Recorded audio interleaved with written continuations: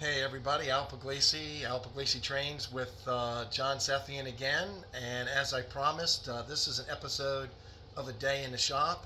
And it's a beautiful shop, unlike my shop, which is a horror to see.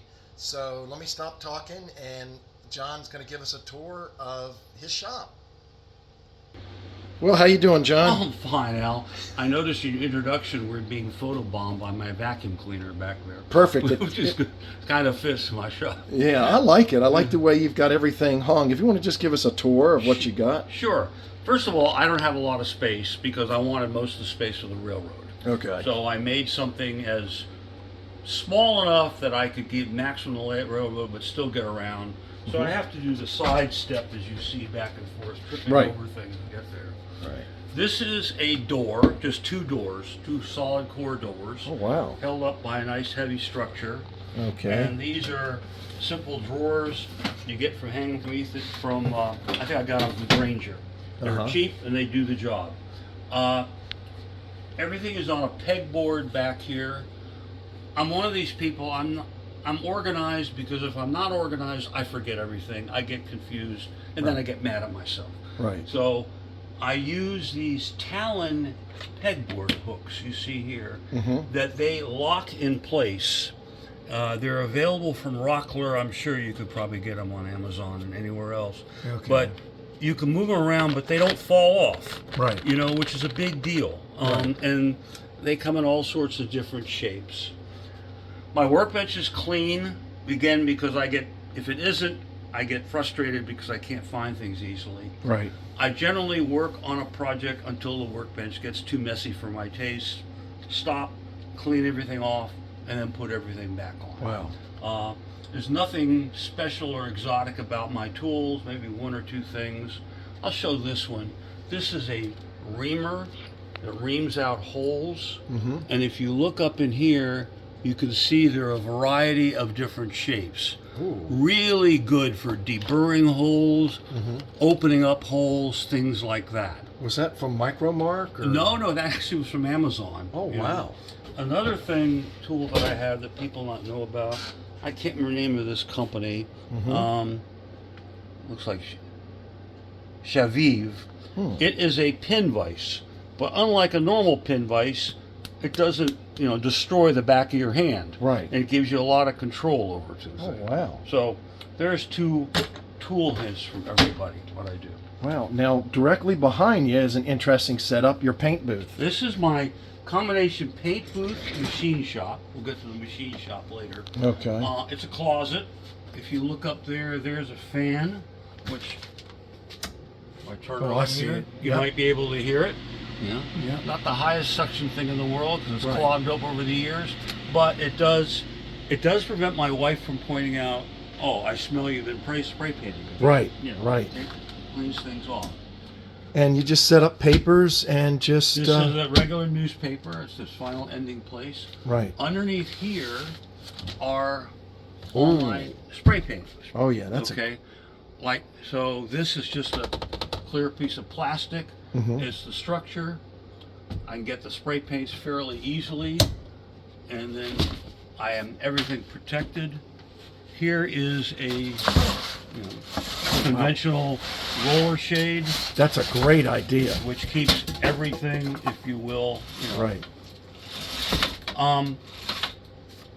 I use all kinds of paints. I use primarily the rattle can paints you get from Home Depot or Twin Ace Hardwares. I also use a lot of hobby paints. Okay. I tend to like acrylic-based paints because the water wash up. Right. I will still use a mask if I'm using it heavily. Actually, what I do is I close these doors on here, work inside with a mask on. My favorite brand of acrylic paint was Polyscale. Can't get that anymore. Right. Then Testers. Can't get that anymore. Now I'm kind of experimenting. Vallejo I like. I think that's a very old brand of spray paint. I use Tamiya, whatever meets my needs. I try to avoid solvent-based paint. Right. I use a simple Badger airbrush. Wow. For weathering, I never weather the same way twice. Okay. That's my natural tendency to experiment. But in the case of weathering, that makes things look really realistic. Yeah. Because Mother Nature doesn't weather the same Wow. way twice. That's unusual. Now, do you use any pan pastels? I use where the pan pastels are right up here. Okay. You know, on this. Right in there. And you know what I like? I like the magnets. You use these neat magnets. Yeah. You don't have to use tape, and the tape rips. And, Right. you know. That's what holds all the paint up. And in fact, underneath here are magnets. Trust me, I'm not going to lift it up. Right. So then I can use a hacksaw blade. Look at that. To hold the paper in place. Yeah, those hacksaw blades grab up against the magnets. Again, I'm fundamentally lazy. It may be hard to believe. So I like to set something up, and so it makes it very easy for me to use it sort of in the heat of battle. This is really cool. Yeah. I mean, people like this segment of the channel because everybody has just a really cool setup. There's all your lacquer thinners and the Durhams. I know George Celios uses that for stucco on a lot of his buildings. What do you use it for? I use it for roads. Oh, for roads. Okay. Yeah. I make a 40 thousandths plastic, the shape of the road. Then I cover it with craft store foam, 1/8 inch thick black foam. Okay. Then I put the Durhams on top of it. Okay. And I put the whole road section in place. It'll flex, because I can't hold it flat. Right. It'll crack. Right. And the cracks go through the Durhams to show the black foam underneath it. Okay. So you have this very realistic cracks, because they are cracks. Right. And it shows the subsurface, because there is a subsurface. Is there a road we can take a quick peek at? Yeah, we'll do that. So, I was going to ask you why the black underneath it, and you just answered the question. Yeah, it gives you that realistic subsurface, the Wow. pebbling underneath. Wow. I've tried other things, but that works great. The other advantage of the Durham's rock hard water putty is it is rock hard. Right. So you can roll vehicles on top of it. You can drop things on it, things like that, and it holds up fine. Do you put additional cracks in it, like in the first 5 minutes before it hardens? No. No. I just let it. Yeah. It'll crack. It'll crack. You don't score it at every 10 feet? Nah, it doesn't. I do that for sidewalks. Okay. But for sidewalks, I've started to use something else. It's a vinyl material. But I've also used just plain joint compound for sidewalks. Okay. You can carve that. Okay. But again, I vary it on a regular basis. Right. The rest of it, underneath here, I'm not going to lift it up, is my mill. Okay. There's a pink foam. Lift up my skirt, so to speak. Oh yeah, That's look at that. A box, and underneath that is one of those micromark mills. Okay. And which I use for machining quite a bit. Wow. Now I would like to get a lathe, but I don't have any place to put it. Right. Well, look up here now. Here's your glues. There's all my glues. Any particular favorite or?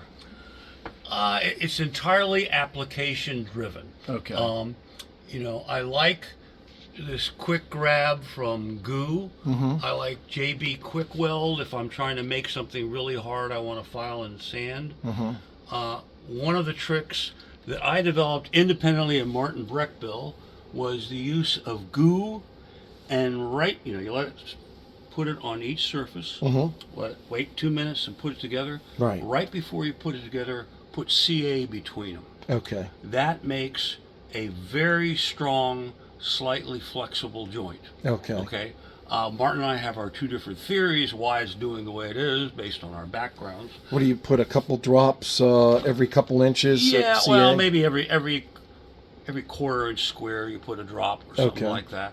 I use the slow setting CA. Okay. So that you do have a couple of seconds to do a final shift. Right. With Goo, but I've actually glued couplers, KD coupler boxes onto the back of locomotives with that method, and it holds. Right, with the CA glue and the Goo. CA. The CA gives the strength, and the Goo gives the flexibility. Right, to get it where you need it You and get everything. it where you need it, and it works fine. Do you use an accelerator when you do that? Yes, I always use, because I'm fundamentally impatient. This is my Zappa Gap. Okay. Look, I use that, and then when it's where I want it to be, I use whatever Right. accelerator. I don't, not particular. everybody- I'm brand agnostic. I don't care. We you know. use that. Yeah, Yeah. and it works. It works very, very well. Wow. It works. Sometimes it works too well. Getting it apart in a non-destructive fashion, Uh-huh. you mess up maybe another problem. I like this, and then I brought a car from the we got this thing at the O Scale show the other day, and really old school, 50-foot. Yeah, it looks like it's all wood. Yeah. But it's let's show your viewers there. It's just really nicely painted. Yeah, I got this thing at Yeah. the show, and it's got these what are the trucks? Almost feel like they're wood. I don't know what the trucks are. Trucks. These trucks are brass because you just swapped it out. Oh, right, Yeah, right. The That's trucks right. that came with it. I threw them in the trash. I Yeah, think they're gone. They're made out of garbage. The trucks Yeah. that came with it. But Wow. You could. Yeah. So. Well, Yeah. this is really ingenious, and the way you've got the vacuum hung, that's a great idea. Well, it comes off if I have to. Yeah. Again, getting into the closet there. This one, you don't need to fill my closet, but that's Right. where storage stuff is. Right. Yeah. Here's another thing I do. This is 3M 410 double-sided tape. Mm-hmm. I must go through a roll of this stuff every 6 months. I have an infinite number of uses for this. Hold things together before they dry. Right. Hold things together while you're machining them. Hold to a piece of cardboard while you're painting it. Right. Works really, really well. I can't, a zillion different uses. Temporarily put things together to see how they work. Right. That kind of stuff. Wow. The other tape I use, this is the chemical name is polyimide tape. Mm-hmm. This is Kapton tape. Very thin, Mm-hmm. sticks well, incredible electrical insulation properties. Oh, wow. And super glue doesn't stick to it. So, Okay. for example, this is the Bunnyman Brewery coaster, Uh-huh. normal coaster.